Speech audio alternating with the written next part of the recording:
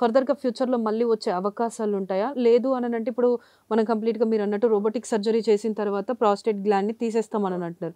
దానివల్ల ఫర్దర్‌గా ఏమైనా ప్రాబ్లమ్స్ ఒస్తాయా? ఫ్యూచర్‌లో ఈ క్యాన్సర్ మళ్ళీ వచ్చే అవకాశం ఉందా అంటే కొద్దో గొప్ప పర్సెంటేజ్ పుస్తకాల ప్రకారం కానివ్వండి, పర్సెంటేజ్‌తో డెఫినెట్‌గా ఉందండి. Very small percentage.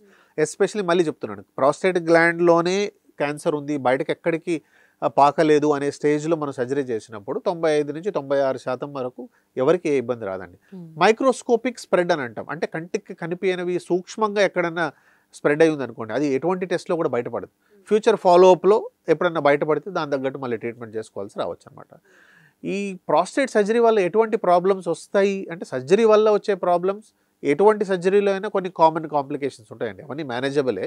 కానీ ఎక్కువ మటుకు జనంలో ఉన్న భయం ఏందంటే ప్రాస్టేట్ సర్జరీ, ఈ రోబోటిక్ ప్రాస్టేట్ సర్జరీ చేసుకున్న వాళ్ళలో యూరినరీ ఇన్‌కాంటినెన్స్ అని అంటాం. యూరిన్ తెలియకుండానే లీక్ అయిపోతూ ఉంటదనమాట.